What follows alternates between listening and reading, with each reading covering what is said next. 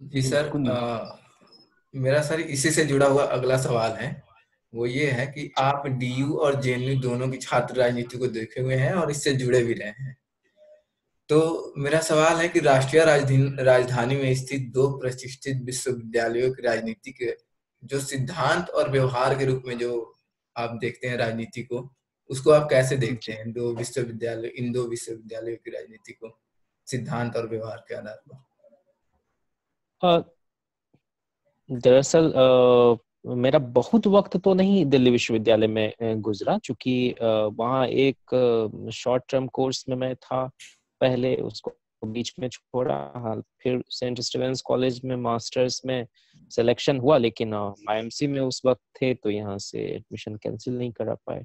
और जब हंसराज कॉलेज में दाखिला लिया तो ठीक उसी साल एमफिल शुरू हो गया था जेएनयू में, तो वो एडमिशन कैंसिल करा के फिर मैं यहाँ आ गया। लेकिन इस दौड़ भाग में जो मैंने बुनियादी फर्क देखा, एक तो Saint Stevens college autonomous college है, तो वहाँ का अपना छात्र संघ होता है, वहीं उसको बहुत उन सबसे लेना देना नहीं रहता है बाहर की दुनिया, मतलब बाहर के उस माहौल से। और बहुत हद तक वो बहुत मतलब उसका अपना एक डेकोरम है जिसको फॉलो करते हैं लोग। और वहीं पर रोहित या कुछ नाम था, जो एक गार्डनर के बेटे थे, एक बार चुनाव वो जीते थे और वहाँ छात्र संघ के अध्यक्ष बने थे। और हमको याद है कि उसमें नगमा शहर वगैरह सब गई थी कवर करने से बात कर। तो एक तो ये दिल्ली विश्वविद्यालय में आप चुनाव तभी लड़ सकते हैं जब बहुत धनाढ़ पृष्ठभूमि से आप आते हैं, बहुत पैसे वाले घराने से आप आते हैं, क्योंकि अफरात पैसे की जरूरत है वहाँ चुनाव लड़ने के लिए। और जो कुछ वहाँ एक बार जनता दल के भी कैंडिडेट थे, और हमारे सीनियर हैं और बड़े भाई अजय सिंह जी, वो उस वक्त वहीं पर स्टूडेंट हुआ करते थे, हिस्ट्री में थे शायद, और हाँ हिस्ट्री में। तो किसी तरह से एक आदमी को एक आध एक दो लड़कियां थी और कुछ लड़के थे, उनको तैयार किया। और फिर पैसे कहाँ से जुटेंगे भाई, तो लालू जी वगैरह थे उस वक्त, तो बोले कि ठीक है लड़वाया जाए उसको, है ना। तो लड़ाया गया और फिर ये हुआ कि जो पोस्टर साटा गया, पता चला कि सारे पोस्टर को अगले दिन फड़वा के वहां से वॉल से गायब करा दिया गया। अब इतनी मेहनत से कोई ये काम करे और दूसरा कोई जाके उसको हटवा दे, तो ये सब जो बुरी आदतें हैं, और उसके लिए बड़ा बाहुबल की भी जरूरत है उस विश्वविद्यालय में, जो बड़ा दुखद है कि आपके पास, मतलब क्या बताएं आपको, आप जान ही रहे होंगे सारी हम्म। दास्तान वहाँ की। मैं अभी तो दिल्ली वहाँ विश्वविद्यालय में था अभी। एक एक भूगोल का भी प्रभाव है वहां पे। हाँ। हाँ अब बिल्कुल बिल्कुल, वो जो ज्योग्राफिया है ना आसपास का, तो उस इलाके से आप हैं तो फिर आप बच जाएंगे। हम्म। और आप अगर दूसरी जगह से आए हैं और आप नॉमिनेशन फाइल कर लें सफलतापूर्वक, तो आरंभिक जीत इसी को मानी जाती है कि हाँ। आपका नॉमिनेशन हो गया, है ना। अदरवाइज तो आपके हाथ से वो छीन के कहीं इधर उधर कर दे, आपके हाथ से आपका कम्युनिस्ट मैस ऑर्गेनाइजेशन का पर्चा रखवा के, और एबीवीपी या बाकी जो संगठन है उसका पर्चा बंटवाया जा सकता है। और ऐसा हुआ है, और ऐसा उस शख्स ने किया है जो जेएनयू में प्रेसिडेंशियल इलेक्शन लड़े और एक बड़े मैस ऑर्गेनाइजेशन से। तो वो मुझे जब बता रहे थे तो उन्होंने कहा कि दिल्ली विश्वविद्यालय का ये हाल है। तो मैं समझता हूँ कि दुनिया में सबसे कम खर्चीला चुनाव अगर कोई है तो वो जेएनयू का चुनाव है। हालांकि अब ये भी थोड़ा थोड़ा अब सबकी कीमत बढ़ रही है फोटोस्टेट की, तो इसलिए थोड़ी बहुत सीमा बढ़ा दी जानी चाहिए थी। लिंगदो कमेटी के रिकमेंडेशन के मुताबिक जो खर्च की सीमा है 5,000 एक एक प्रत्याशी कर सकता है, वो अब बढ़ाई जानी चाहिए, क्योंकि महंगाई बढ़ गई है और उतने में हो नहीं पाता है चुनाव के वक्त। तो ये स्थिति है, दोनों में यही फर्क है मुझे कि जेएनयू में थोड़ा सा अभी भी मामला इस तरह का बना हुआ है। आप अगर वल्गर कोशिश करें खर्च के संदर्भ में, तो उसको अच्छा नहीं मानेगा। आप बहुत ऑडी ऑडी लेकर और बड़ी बड़ी गाड़ियां लेकर आप दौड़ा दें कैंपस में, उसको अश्लील हरकत माना जाएगा। तो उसका बहुत नेगेटिव इम्पैक्ट आपके कैंपेन पर पड़ेगा। और लोग आपको वहीं खारिज करना शुरू कर देंगे। ढाबों पर चर्चा शुरू हो जाएगी कि देखो ये तो बहुत जेएनयू की रिवायत के खिलाफ काम कर रहा है। तो ये सब आदर्श अभी जेएनयू में जिंदा है और समझता हूँ कि जिंदा रहे, है ना। और मुझे मैं याद है, उम्मीद मैं करूंगा कि ये आपकी दिल्ली विश्वविद्यालय में भी हो जाए। जी, बहुत जरूरी है, क्योंकि दिल्ली विश्वविद्यालय अपने आप में बहुत खूबसूरत विश्वविद्यालय है और उसका अपना जो स्तर है और अपना जो मेयार है वो किसी से कम नहीं है। और वहाँ एक से बढ़कर एक प्रोफेसर्स आपको अलग अलग विभागों में मिल जाएंगे, बहुत अच्छे अच्छे एकेडमिक आपको देखने को मिल जाएंगे। मैं बहुत इस मामले में खुशकिस्मत हूँ कि जो हमारी हेड थी सेंट स्टीवेंस कॉलेज में डिपार्टमेंट की, कैरन गैब्रियल, उनका बड़ा स्नेह मिला और उन्होंने बहुत मोटिवेट किया मुझे। दाखिला में भले नहीं ले पाया, लेकिन बाद में वही डायरेक्टर थी जेंडर फॉर सोशल और कल्चरल वाले, क्या था वो, gender centre for gender culture and social process करके सेंट स्टीवेंस कॉलेज की डायरेक्टर थी। और बहुत तरह के उसमें क्रिटिकल थॉट्स की पढ़ाई हम लोग कर पाते थे। तो वो एक बहुत अपने आप में अलहदा विश्वविद्यालय, जहाँ अगर छात्र संघ वगैरह के चुनाव में भी थोड़ी ये तब्दीली आए। अब इलाहाबाद यूनिवर्सिटी के डिक्लाइन का क्या कारण रहा? वहां तो देखिए कि मतलब कई प्रधानमंत्री उस विश्वविद्यालय ने इस देश को दिए हैं, चंद्रशेखर से लेकर इंदिरा वीपी गांधी, आई सिंह, थिंक। और चंद्रशेखर तो थे ही वहां के प्रोडक्ट, वीपी सिंह जी भी थे, कई लोग। और चंद्रशेखर जी चुनाव भी हार चुके वहां छात्र संघ का। तो इस देश में छात्र संघ का चुनाव हारने वाला आदमी प्रधानमंत्री तक बन सकता है, ये इलाहाबाद विश्वविद्यालय ने करके दिखाया। और बाकी लोग प्रधानमंत्री से कम का कोई ख्वाब पालते नहीं है। वो किसी के कैबिनेट में मंत्री भी नहीं रहे चंद्रशेखर। तो उनके स्पीचेस वगैरह को आप सुनिए, तो जो उनकी एक कन्विक्शन के साथ किताब वो मुझे लगता है सोचते। हरिवंश में लिखी है, मैं पढ़ रहा था। जो भी जी जी डिप्टी स्पीकर हैं, उन्होंने लिखी, काफी जी, अच्छी किताब हरिवंश है। नारायण जी। जी जी, पढ़ना चाहिए। और दूसरा ये कि प्रभास जोशी ने भी काफी ट्वीट किया है उनके काम को, उनके भाषणों को। तो ये है। अब कहने का मतलब कुल ये था कि हम लोग छात्र संघ पर जो बात कर रहे थे वो अलग अलग विश्वविद्यालयों में आप देखेंगे कई जगह तो खून खराबे की स्थिति हो जाती है। और कई जगह उस चुनाव को रोकना पड़ा। बनारस हिंदू विश्वविद्यालय उसका उदाहरण है। काशी विद्यापीठ वगैरह जो है वहां पर तो खैर छात्र संघ बहाल हो गया। और मैं समझता हूँ कि हर विश्वविद्यालय में छात्र संघ का चुनाव होना चाहिए। इससे छात्र राजनीति से जो लोग उभर कर सामने आते हैं वो शायद बेहतर कर पाते हैं मुख्य धारा की राजनीति में भी।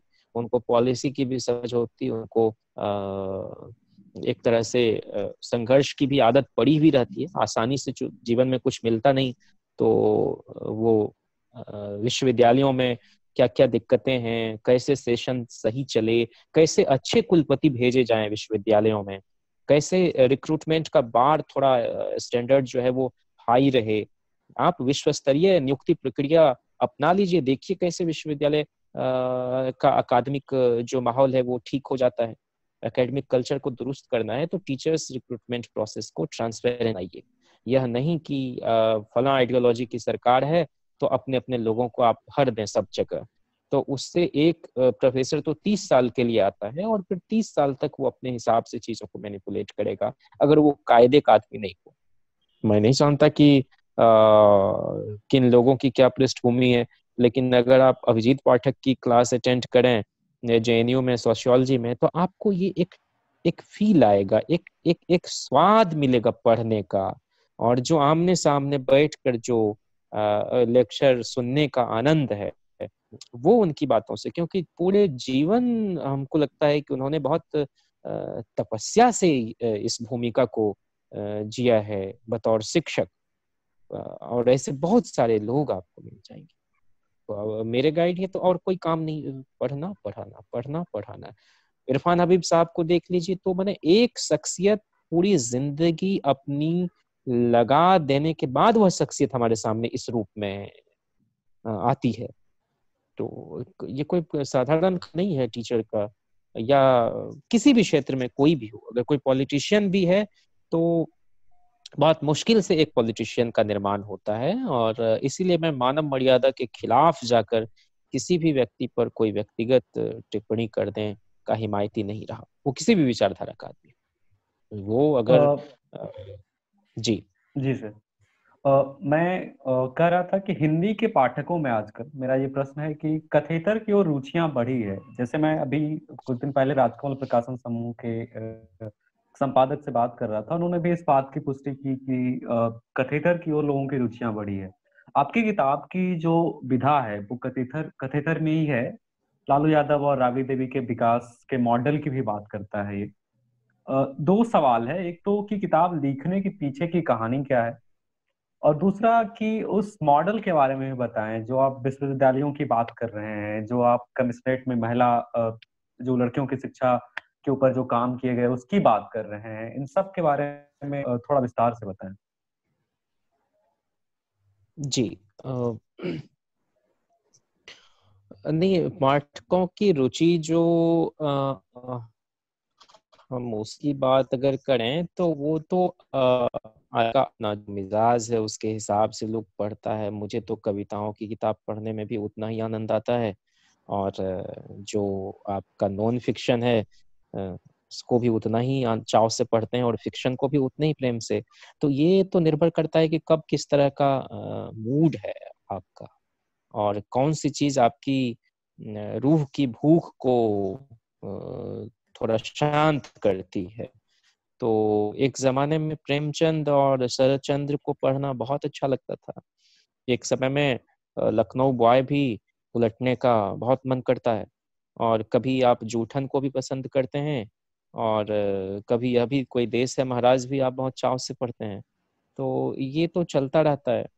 और आप एमजे अकबर के उस नॉन फिक्शन को उठाकर पढ़ लीजिए तो आपको क्या मजा आता है ना। तो ये तो अलग अलग स्टेज में जो आदमी इवॉल्व करता है। और नॉन फिक्शन पढ़ना चाहे हिंदी हो इंग्लिश हो, इसलिए भी जरूरी है कि वो आपकी भाषा को भी कई बार परिष्कृत करता है, और नए दौर में नए तरीके की क्या जबान बन रही है अपने आप में, उसका भी एक साबका आपको मिलता है। तो इसलिए ये एक अच्छी बात है कि लोग नई चीजों को भी पसंद कर रहे हैं, और जो कुछ लिखा जा रहा है, बहुत कुछ लिखा जा रहा है, हर साल लिखा जा रहा है। और यह बात ठीक है कि तुरंत तो कोई चीज अगर लिखने की हड़बड़ी नहीं हो और आप उसमें बिल्कुल रम के कोई काम करते हैं तो उसमें वक्त लगता है। और इस किताब को लिखने की कहानी इतनी है कि 2013 में लालू जी की संसद सदस्यता चली गई थी, और आईएमसी में उस वक्त मैं था, और वहीं पर जो हमारा ब्रॉडकास्ट जर्नलिज्म का कोर्स था तो वहाँ पर क्लासरूम में वो भी विजन सेट भी लगा हुआ रहता है।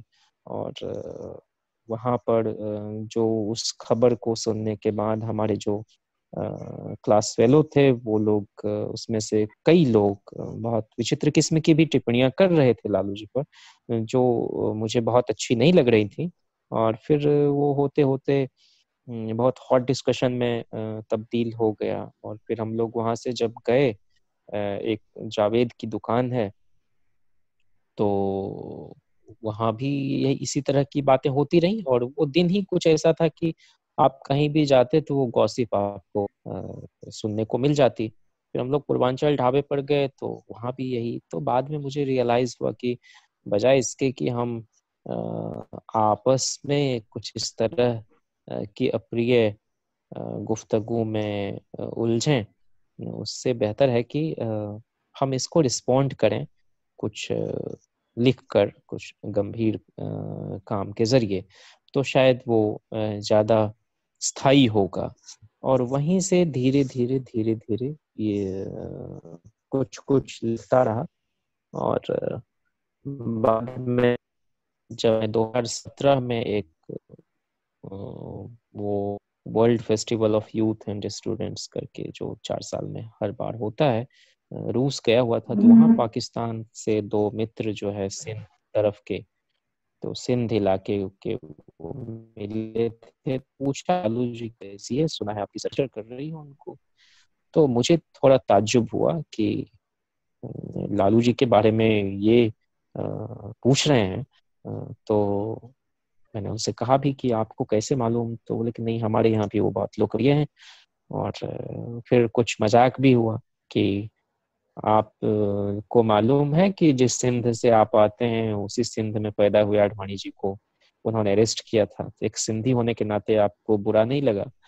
तो उन्होंने कहा नहीं नहीं, ऐसा है कि आडवाणी जैसे लोग सिंध में पैदा हुए हों, कि पेशावर में, कि कराची में, कि रावलपिंडी में, कि लाहौर में, कि इस्लामाबाद में, ऐसे लोग किसी के नहीं होते हैं। ऐसे लोग अपने जाती और सियासी फायदे के लिए इंसानियत को आग में झोंकने वाले लोग होते हैं, और लालू जैसे लोग उस आग को बुझाने वाले लोग होते हैं, इसीलिए हम लोग लालू जी को पसंद करते हैं। तो उन्होंने ये भी कहा कि कोई किताब हो उन पर तो आप बताएं, तो हम लोग ऑनलाइन भी उसको ये करना पसंद करेंगे। तो मैंने कहा उन पर किताबें तो लिखी गई हैं 2-3, लेकिन वो मुकम्मल तस्वीर नलिन उनकी वर्मा की शख्सियत किताब है नहीं शायद, पेश लिखा है। करते हैं। तब तक नहीं आई थी नलिन वर्मा जी की किताब, तो आधिकारिक ऑटोबायोग्राफी ही है लालू जी की। तो वो तो 19 में आई, वो 17 में मैं वहां गया था, तो तब तक ये नहीं अच्छा। आई थी।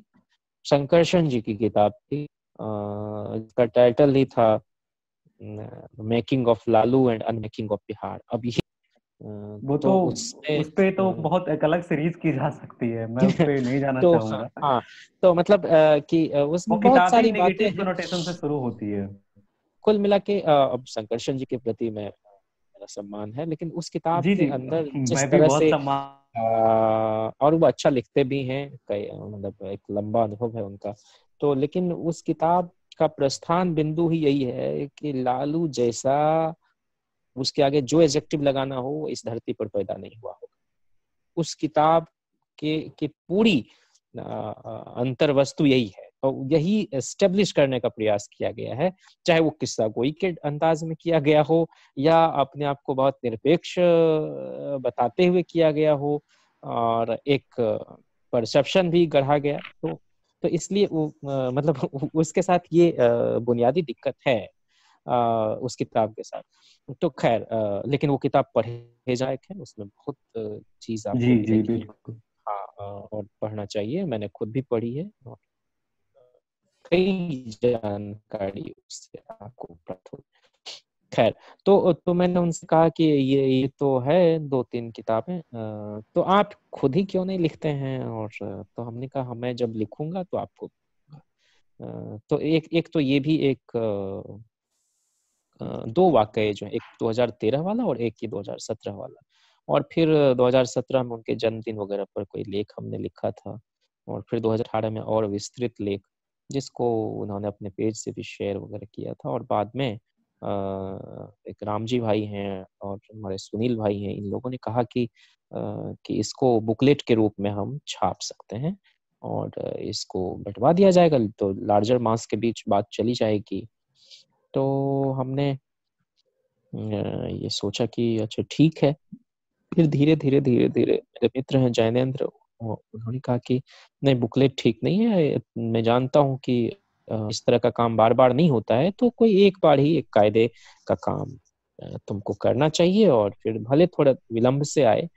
तो बाद में अभिषेक भाई हैं, एडवांस स्टडीज सेंटर शिमला में फेलो हैं, और अरुणाचल प्रदेश में वो प्रोफेसर हैं, तो उनका बड़ा इसमें सहयोग रहा कि इसको और कैसे बेहतर किया जा सकता है। कई मित्र उसमें शामिल थे, सर्वप्रिया वगैरह ने बहुत उसमें मदद की थी। जब लिखने के पीरियड में आप होते हैं तो बहुत कई बार लो फील करते हैं, कई बार चीजें नहीं हो पाती हैं, और कई बार सरप्रिया 2-2 सांगवान तीन की बात कर रहे हैं आप?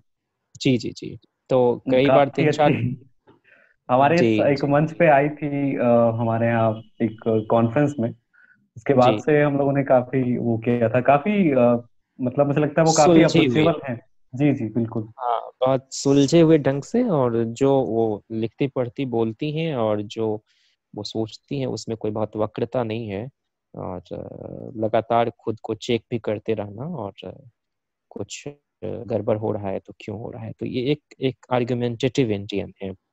और और आपके जी लॉ वगैरह की भी पढ़ाई करी है, तो उनसे बात करके भी एक पर्सपेक्टिव मिलता था। और कुछ जो इंटरव्यूज वगैरह लालू जी के हैं, और जिन लोगों ने एक ज़माने में किया था, राबड़ी जी का भी, उन लोगों से संपर्क करना, उनसे ये कहना कि मैं इसको शामिल करना चाहता हूँ, इसके कुछ अंश, तो फिर उनसे फिर रिप्लाई लेना, फिर उनका नंबर, तो इन सब में काफ़ी उन्होंने मदद की मेरी।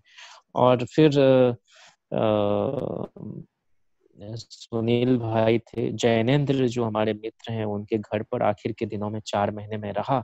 और लॉकडाउन के दौरान, चूंकि लैपटॉप वगैरह मेरा तो जेएनयू में ही छूटा हुआ था, तो इस तरह से ये किताब कुल मिला के बन गई। और मिथिलेश भाई हैं, वो यहीं से पीएचडी किए हुए, मिथिलेश प्रियदर्शी, झारखंड से हैं और मुंबई में रहते हैं, स्क्रिप्ट राइटिंग का काम करते हैं।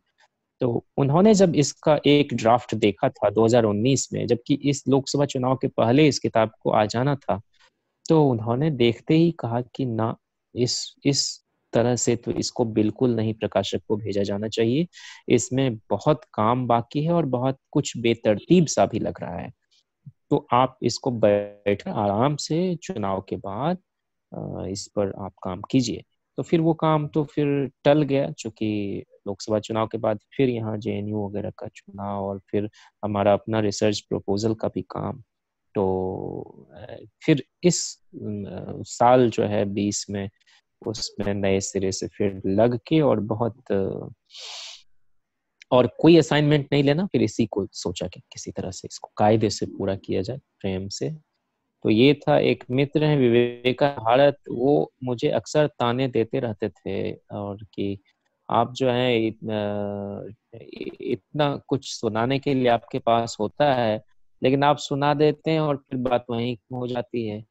तो इसको जब तक आप दस्तावेज के रूप में नहीं लाएंगे, तो ये आपके साथ ही चीजें खत्म हो जाएंगी।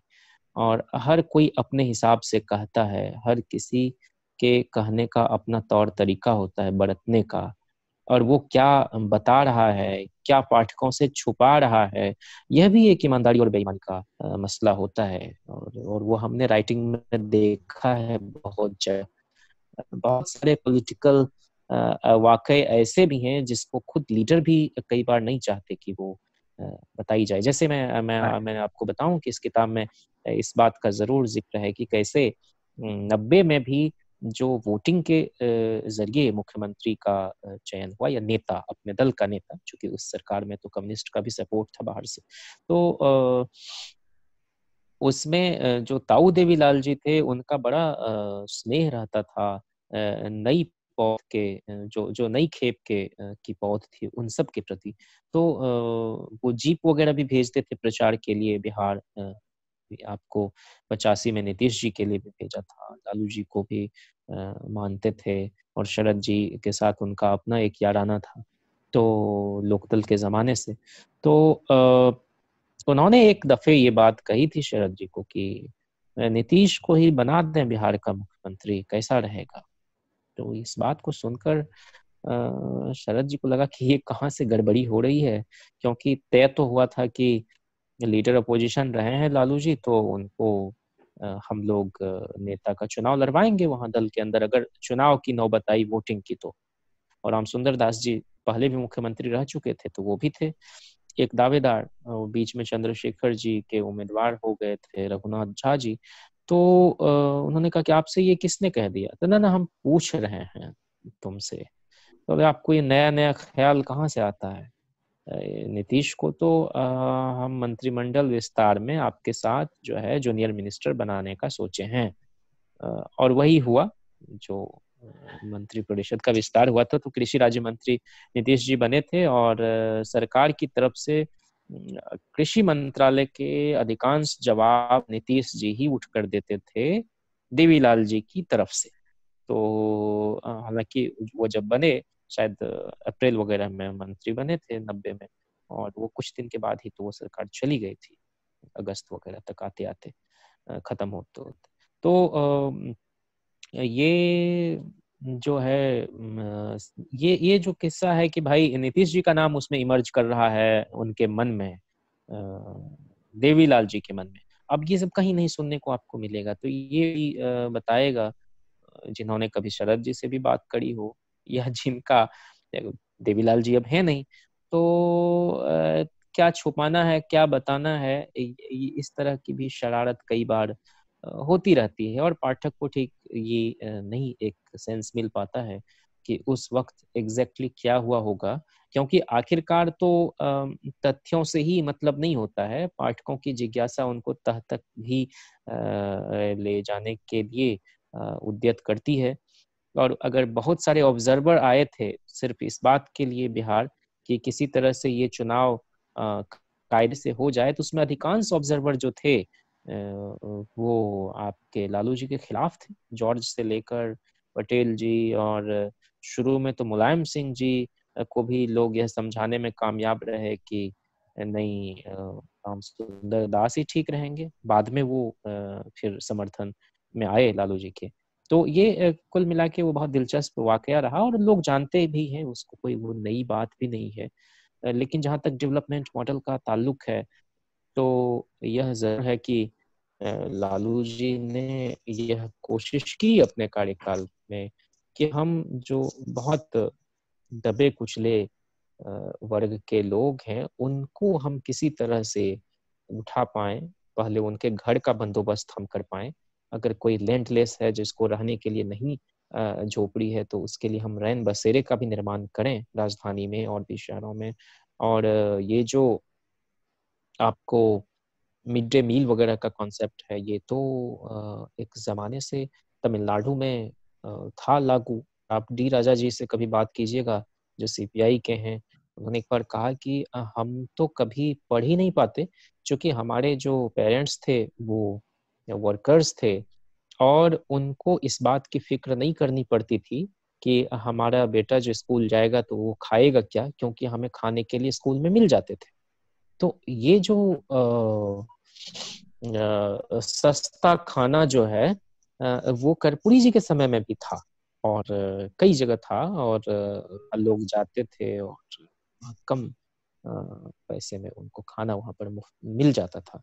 तो लालू जी ने भी इस बात को समझा और वो करना शुरू किया, और एक काम जो किया उन्होंने कि नए नए जिले बनाए, ताकि काम कराने के लिए जो किसी को जाना पड़ता था बहुत दूर, और वहां से उस रोज वो लौट नहीं पाता था। मसलन मुंगेर जिला है तो उसमें 6 जिले आज के थे, शेखपुरा, लखीसराय, जमुई, बेगूसराय, खगड़िया। तो बेगूसराय तो पहले बन गया था, लेकिन बाद में खगड़िया भी, लेकिन ये जो लखीसराय, शेखपुरा, जमुई है, ये सब तो उन्हीं के समय है।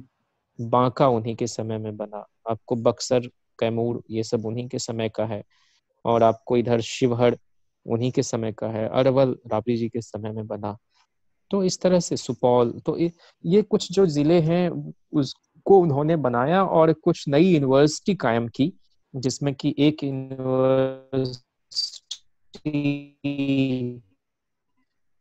ना, जो पहले की यूनिवर्सिटी थी, अगर भागलपुर में ही था तो गोड्डा, दुमका, आपको साहेबगंज, ये सब का सब आता था, तो अलग काट के बनाया। लोगों ने ये कहा कि अच्छा इसमें नई बात क्या है, ये तो पहले से ही कॉलेज हैं और आपने एक यूनिवर्सिटी खोल दी, एक वाइस चांसलर बिठा दिया, एक बिल्डिंग बनवा दी। लेकिन बात सिर्फ इतनी नहीं है, यह तो है कि लालू प्रसाद को किसी बात के लिए भी श्रेय नहीं देना है, तो ऐसा कोई पहलू निकलने दे बड़ाई।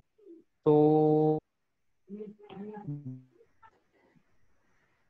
बात यह है कि संख्या में पीजी में, तो नई यूनिवर्सिटी के बनने के बाद हर विषय में उतनी सीटें बढ़ गई, हर विद्यालय में। ज्योग्राफी में सीट आ जाएगी, अगर नया विद्यालय खुलेगा, हिंदी में, इंग्लिश में आ जाएगी, तो एमए भी करने लगी वहाँ की महिलाएं, वहाँ की लड़कियां, वो रिसर्च के लिए भी सीटें आने लगी। तो ये सब कुछ काम उनके वक्त में हुआ, चाहे बुनकर का हो, चाहे जलकर समाप्त करने का निर्णय हो, चाहे कुक्कुट पालन हो, रेशम कीट वगैरह का, उस सबको बढ़ावा उन्होंने दिया। और बहुत बुनियादी तरह से सोचने वाले नेता थे, तो इसलिए उनकी जो प्राथमिकता होती थी वो इसी तरह के छोटे छोटे कामों में, कैसे गंगेटिक रीजन में जो है मछुआरे सब जो होते, वो मछुआरे भाइयों का जो पारंपरिक काम था उस पर भी वहाँ के ठेकेदार वगैरह सब जो होते थे, जो बड़े बड़े, वो उनको मछली मारने नहीं देते थे या उनकी अपनी मोनोपोली चलती थी, तो उसको कैसे समाप्त किया जाए, तो पूरा कहलगांव के इलाके तक आपको, तो ये सब काम उन्होंने बहुत कायदे से किया था। और ये कोई छोटा काम नहीं था, क्योंकि लिटरेसी रेट उनके समय में बढ़ा।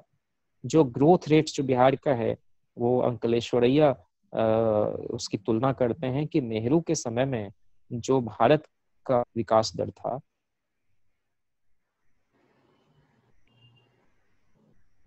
आई थिंक सर आपको अनम्यूट करना पड़ेगा।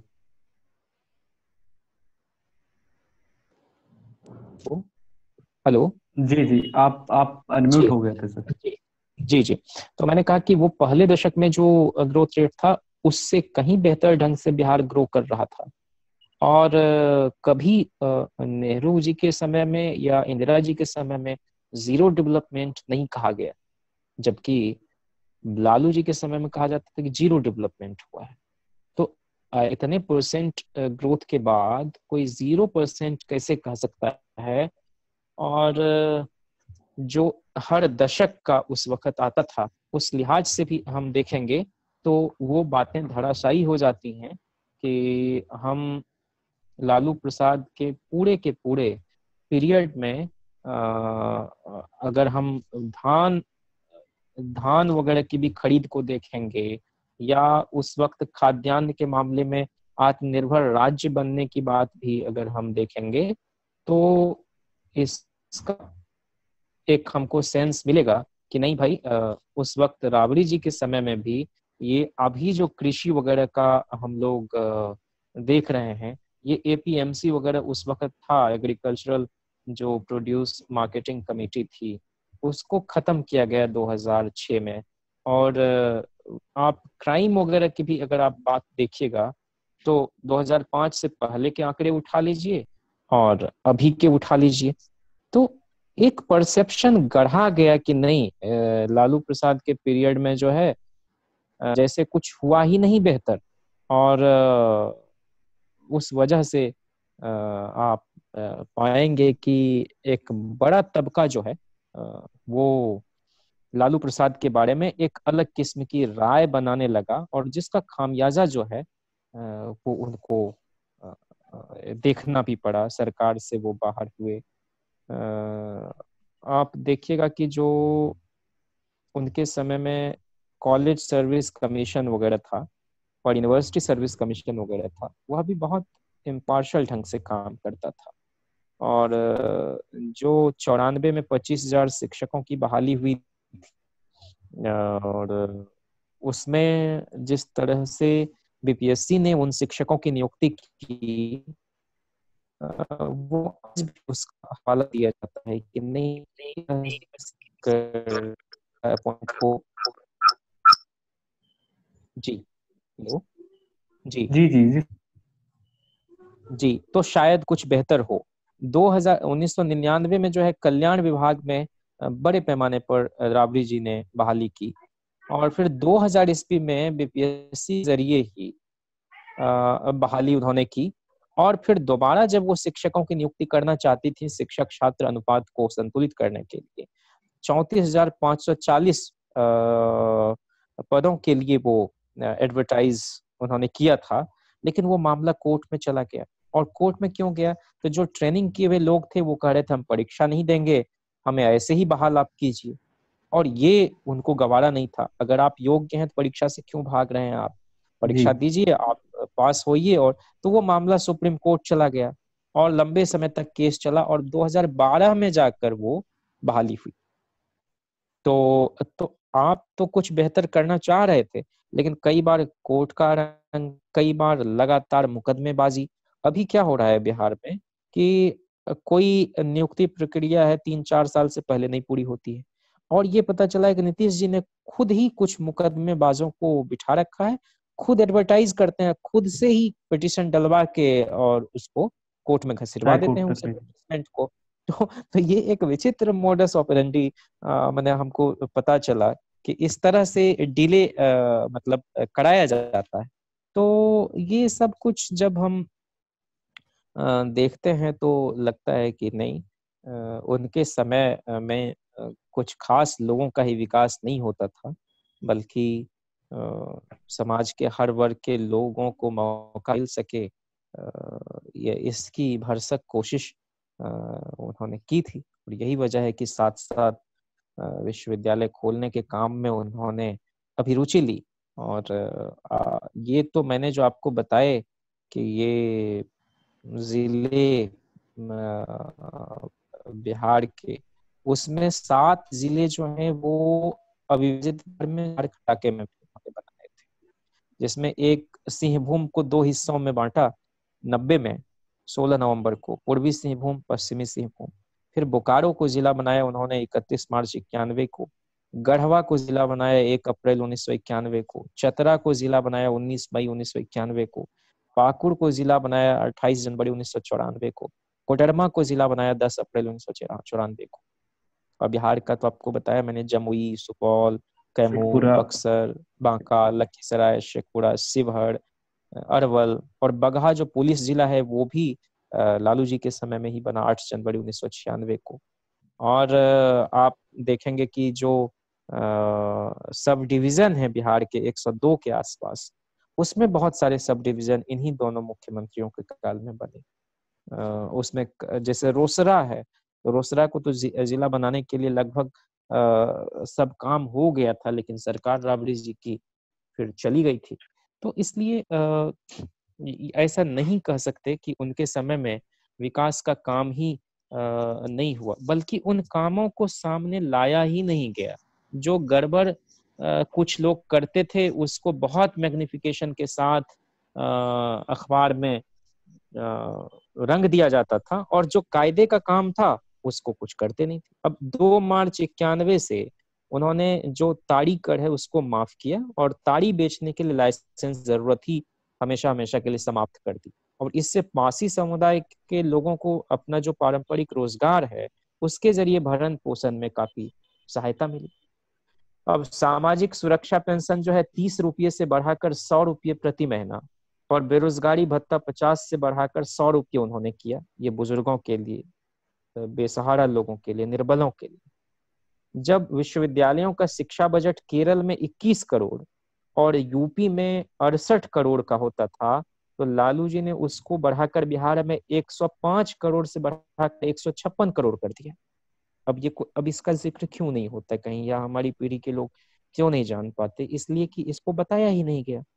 और ये जो बिहार सरकार का वो जनसंपर्क विभाग होता था, या कोई जो पत्रिका छपती थी बिहार करके, या जो फोल्डर होता था, उसमें ये सब कुछ उपलब्ध है, लेकिन वो खंगाले कोई तब तो, क्योंकि पहले से ही एक मान लीजिए कि अवधारणा, बना एक दी गई। धारणा भी बना दी गई। जी जी। फिर देखिए, पहले 3 साल के कार्यकाल में लालू जी ने भूमिहीनों और बेघरों को 16,253 गृह स्थल बांटा। 1 लाख हस्तकरघा बुनकरों को समूह बीमा के तहत लाने में वे सफल रहे, और 50,000 बुनकरों का बीमा हुआ।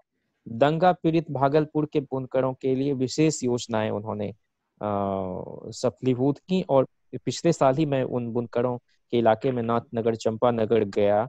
वो बुनकर आज भी जिस समस्या से वो जूझ रहे हैं, वो चाहते हैं कि उनके हस्तकरघा उद्योग में जान फूंकी जाए, सरकार उसमें दिलचस्पी ले, लेकिन नहीं, कुछ नहीं हो रहा है। और जो देहात के बहुतेरे इलाके हैं, वहाँ पहली बार बिजली उन्हीं के जमाने में पहुंचाई गई। आज भले नीतीश जी इस बात को कहते हैं कि हमने घर घर बिजली पहुंचा दिया, लेकिन बड़े पैमाने पर विद्युतीकरण का जो प्रयास हुआ या बजट को के अंदर उसकी व्यवस्था की गई, ये उनके समय में, और राबड़ी जी के समय में। श्याम रजक खुद ऊर्जा मंत्री वगैरह थे काफी दिनों तक।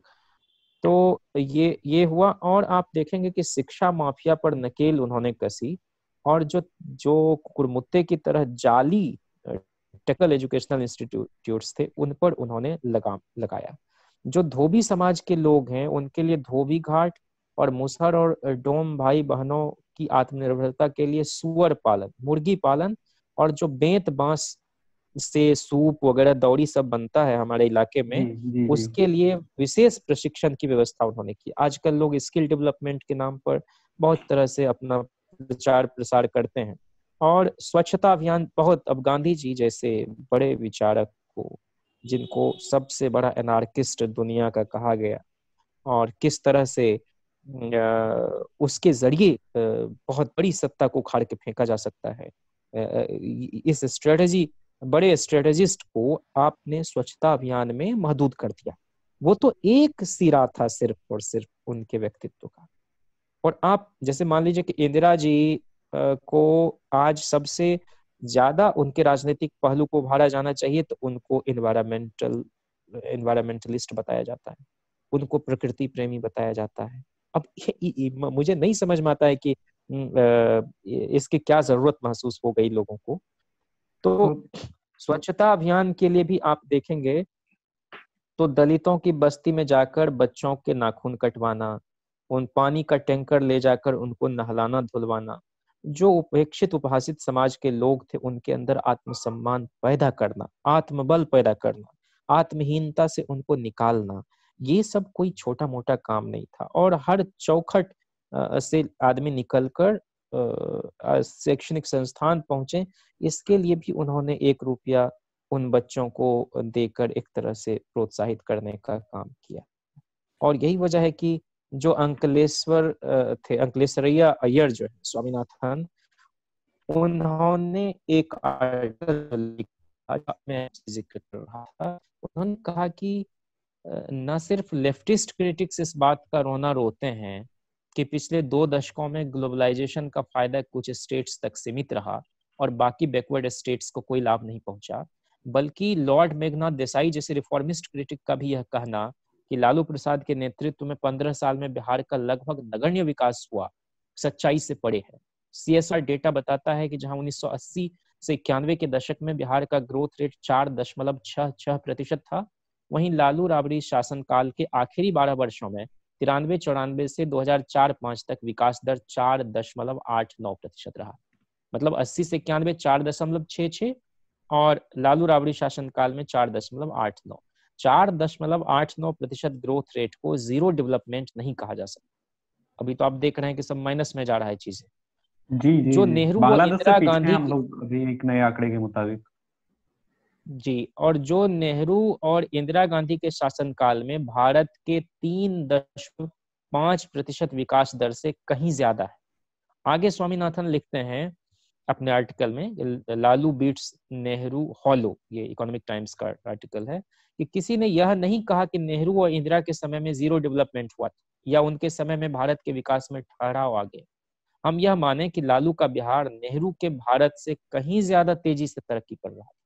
अब ये तो एक बड़े कॉलमिस्ट हैं, इनका कहना है। आगे फिर वे लिखते हैं कि बिहार पंजाब से ज्यादा तेज गति से विकास कर रहा था। पंजाब जैसा समृद्ध सूबा 4.39% वार्षिक विकास दर के साथ 1993-94 से 2003-04 तक उड़ीसा जो कि 4.86% और मध्य प्रदेश 4.55% से पीछे चल रहा था। मतलब पंजाब जो है वह उड़ीसा और मध्य प्रदेश से पीछे चल रहा था और बिहार पंजाब से ज्यादा तेज गति से विकास कर रहा था। तो ये आरोप तो फिर बेबुनियाद हो जाता है। और कुछ अलग स्टैंडर्ड भी जो हैं विकास के, उन मानकों पर भी वो स्वामीनाथन लालू प्रसाद के कार्यकाल कसकर देखते हैं कि 91 से 2001 के बीच जहां भारत की साक्षरता दर में वृद्धि 23% थी, वहां लालू के नेतृत्व में बिहार 27% की दर से अपनी साक्षरता को बढ़ा रहा था। इसे ठप विकास का दशक नहीं कहा जा सकता। शिशु मृत्यु दर के मामले में 2000 ईस्वी में जहां राष्ट्रीय औसत प्रति 1000 शिशुओं में 63 था, वहीं बिहार की इन्फेंट मोर्टेलिटी रेट प्रति 1000 शिशुओं में 61 था। तो इसमें भी बिहार बेहतर कर रहा था। वहीं यह हरियाणा व आंध्र प्रदेश में प्रति 1000 शिशुओं में 62 था। देश में पुरुषों की औसत आयु जहां 63.87 वर्ष थी, वहीं बिहार में के पुरुषों की औसत आयु 65.66 वर्ष थी। स्वामी लिखते हैं कि फिर लालू की छवि आखिर ऐसी क्यों बनी? कुछ इस वजह से कि 15 साल तक उन्होंने घोषणा कर रखी थी कि उनकी प्राथमिकता आर्थिक विकास नहीं बल्कि सोशल जस्टिस है। उन्होंने पब्लिक इन्वेस्टमेंट को सुधारने पर कम ध्यान दिया और उसकी जगह छोटी छोटी जातियों की प्रतिष्ठा व आत्मसम्मान एवं मुस्लिमों की सुरक्षा पर ज्यादा फोकस किया। अब अगर ऐसा उन्होंने किया तो इसका खामियाजा तो ये आप नहीं उनको भुगतने के लिए बाध्य कर सकते हैं कि आप ये कहें कि समय में जीरो डेवलपमेंट हुआ। तो इसलिए बहुत समग्रता में कई बार चीजों को देखने की जरूरत है। उनके डेवलपमेंट मॉडल के बारे में मैं अक्सर ये कहता हूँ कि जहाँ जगन्नाथ प्रसाद मिश्रा का डेवलपमेंट का मॉडल था समाज के कुछ खास तबकों वर्गों का विकास, वहीं लालू प्रसाद के विकास का मॉडल था रमई रामों, भोलाराम तूफानियों, विद्यासागर निषादों और भगवती देवियों का विकास। और सोशल जस्टिस के माने क्या है? Justice at all levels. वो इकोनॉमिक होगा, पॉलिटिकल जस्टिस भी इंश्योर करेगा, क्लाइमेट जस्टिस भी इंश्योर करेगा। जहां झारखंड का बड़ा हिस्सा बिहार में था कि कोई पेड़ पौधों को बेवजह काटे नहीं, हरियाली कायम रहे, कोई आदिवासियों को सताए नहीं। वो सबसे बड़े रक्षक खुद हैं। आप ये कह के कि इनको हम मुख्य धारा में लाएंगे और आप जंगल को तबाह करते हैं, उनके जो नैसर्गिक ठौर ठिकाने हैं रहने के, उनमें आप जबरदस्त दखलंदाजी करें, जैसा कि अभी हो रहा है। छत्तीसगढ़ के इलाके हों, झारखंड के इलाके हों, सब जगह आपने उद्योगपतियों को वो जमीन दे दी और उनके लिए आप रेड कारपेट बिछाते रहे हैं। तो ऐसे में आप या आड़े कौन जंगल था मुंबई का, उसको आप काटने में लगे हुए थे। तो ये सब काम तो किया लालू प्रसाद ने।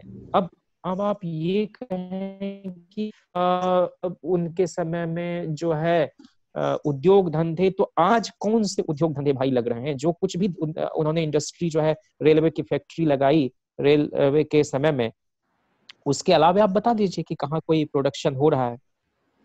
तो मुझे लगता है कि आने वाली जो पीढ़ी है या हमारी मौजूदा पीढ़ी है, वो इन सब बातों पर भी ईमानदारी से सोचेगी विचारेगी तो एक बेहतर तस्वीर मैं समझता हूँ कि हमारे सामने उभरेगी उन 15 वर्षों की। क्योंकि मैं समझता हूँ कि रिजर्वेशन वगैरह का भी आप देखेंगे, अति पिछड़ों का जो सवाल प्रमुखता से उभरता है और कर्पूरी जी ने उसको एक दिशा दी थी बिहार में, उसको आगे बढ़ाने का ही काम किया लालू प्रसाद, राजनीतिक रूप से भी। 16% के आसपास। जी, लालू जी के समय में वो 14% हुआ और राबड़ी जी के समय में 18%, क्योंकि आदिवासी बहुल इलाके तो झारखंड में चले गए थे। तो वो रिजर्वेशन का फिर से जो ये खाका था, उसमें ये मुनासिब समझा गया कि ये जो आबादी अति पिछड़ों की ज्यादा है बिहार में, तो ये उनके खाते में ही डाला जाएगा। और आप देखिएगा कि जो इकोनॉमिक आधार पर कर्पूरी जी के समय में आरक्षण था, उसको भी लालू प्रसाद ने यह कहते हुए समाप्त किया था कि ये असंवैधानिक है अपनी नेचर में। और वो जो 9 जजेस की बेंच थी मंडल कमीशन पर जो सुनवाई कर रही थी, हाँ, तो उसका भी यही कहना था। तो वो कुल मिला के जो लोग नहीं जीत पाते थे लोकसभा या विधानसभा, उन सबको उन्होंने विधान परिषद या राज्यसभा भेजने का काम किया और बड़े पैमाने पर काम किया। अब गडरिया समुदाय जो है बिहार में, उसमें आप देखेंगे कि पाल जो लिखते हैं उनको उन्होंने एमएलसी बनाया, तांती को एमएलसी उन्होंने बनाया, और बाद में कंट्राडिक्शन अलग अलग किस्म से उभरा और उसको नीतीश जी ने अपने पक्ष में एक कॉन्स्टिट्यूएंसी क्रिएट करने में वो कामयाब रहे, पॉलिटिकली सफल भी हुए। और इस बार जब आप टिकट डिस्ट्रीब्यूशन देखेंगे तेजस्वी यादव जी का, तो उन्होंने 23 अति पिछड़ों को टिकट दिया और नीतीश जी के जेडीयू ने 18 लोगों को टिकट दिया। तो जिस लड़ाई की शुरुआत लालू जी ने की थी अपने तरीके से, उस कास्ट ग्रुप को स्ट्रेंथन करना, उसके अंदर से नेतृत्व उभारने का, एक बार फिर से समय का पहिया घूमता है और फिर वो जो जनता दल की राजनीति थी वही राष्ट्रीय जनता दल की राजनीति इस बार देखने को मिली कि हम अलग अलग दल जो कुछ खास जाति विशेष को केंद्र में रखकर बने हैं, उसके साथ हम निगोशिएट करने को बजाय हम अपने दल से उन जातियों का नेतृत्व क्यों नहीं उभारें। और इसको लोगों ने सराहा, इसको लोगों ने पसंद किया। अगर आप मुझे इजाजत दें तो मैं बहुत तेजी से उन नामों का उल्लेख कर देना चाहता हूँ जो अलग अलग एमएलसी और राज्यसभा एमपी हुए या मिनिस्टर हुए। जैसे आप देखें, मेहतर समाज से, डोम समाज से मुझे नहीं इनके बाद कोई बिहार में मुझे प्रोमिनेंट चेहरा नहीं नजर आया है। भोलाराम तूफानी जी, ये विधायक भी थे और पशुपालन मंत्री भी थे, और कहते हैं कि जब इनको जहाज पर उड़ने के लिए लालू जी बिठाते थे तो वो बोलते थे कि तूफानी जी मजाक में कि मैंने, अरे पायलट साहब इसको ऐसा नहीं हो सकता है कि हवा में रहे बहुत देर तक, क्योंकि बहुत मजा आ रहा है इसमें चढ़ के, है ना। तो अगले दिन जब कोई जवाब ववाब देना होता था तो तूफानी जी को ही खड़ा कर देते थे लालू जी और बोलते थे कि आप ही बोलिए। दो बातें यहाँ पर गौर करने वाली ये है कि समाजवादी राजनीति की वैचारिकी के केंद्र में लोहिया जहां महिलाओं को होमोजेनस कैटेगरी मानते भी नहीं थे और नहीं भी मानते थे, क्योंकि वो कहते थे कि महिलाएं सभी शोषित हैं, और साथ में यह भी जोड़ते थे कि उनमें सबसे ज्यादा जो शोषित होंगी उन समुदाय की महिलाओं को हम ज्यादा तवज्जो के साथ जहां पर उनकी आबादी होगी हम उभारेंगे। और यही वजह है कि उन्होंने ग्वालियर महारानी के खिलाफ उतारा था सुखो रानी को, विजया राजे सिंधिया के खिलाफ, और बिहार में उन्होंने भगवती देवी को विधायक का चुनाव लड़वाया था। बाद में जिनको लालू जी ने जब अध्यक्ष बने जनता दल के राष्ट्रीय, तो 96 में लोकसभा का भी टिकट उनको दिया था और वो जीती भी थी।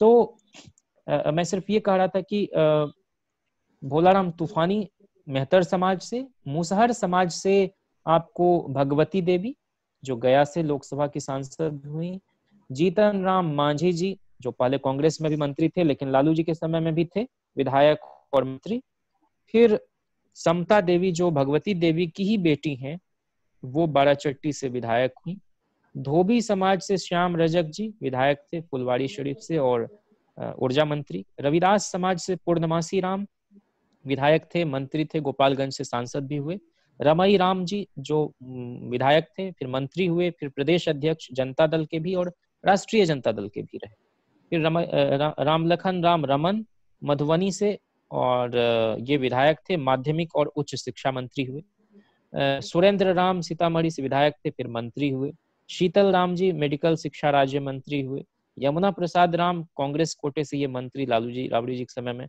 सीताराम दास जी विधायक थे मंत्री थे, डॉक्टर अशोक राम ये बालेश्वर राम जी के बेटे हैं जो कांग्रेस में हैं, ये कांग्रेस कोटे से मंत्री थे इन्हीं के समय में, छेदीलाल राम जो विधायक थे फिर ग्रामीण विकास मंत्री रहे, निराला राम विधायक थे फिर राज्य मंत्री हुए, शिवचंद्र राम जी विधायक थे कला एवं संस्कृति मंत्री हुए, और पहली बार इन्होंने आपको ट्रांसजेंडर कम्युनिटी का महोत्सव कराया बिहार में जब ये कल्चर मिनिस्टर थे।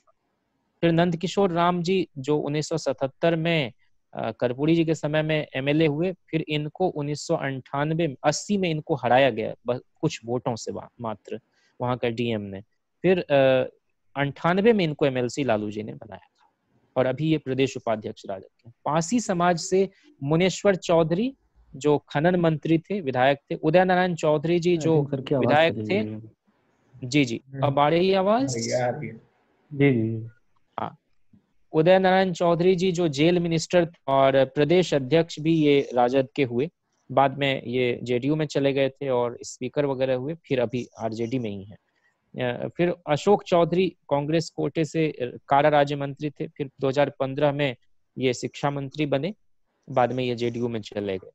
पासवान समाज से कमल पासवान ये प्रदेश अध्यक्ष भी राष्ट्रीय जनता दल के रहे, विधायक थे मंत्री थे, पीताम्बर पासवान विधायक मंत्री, सुरेश पासवान जी विधायक फिर पर्यटन मंत्री बिहार सरकार में, पशुपति कुमार पारस ये विधायक थे वन और पर्यावरण राज्य मंत्री, फिर कार्य एवं निबंधन मंत्री, रामविलास जी के मंझले भाई हैं और उस वक्त तो जनता दल ही था।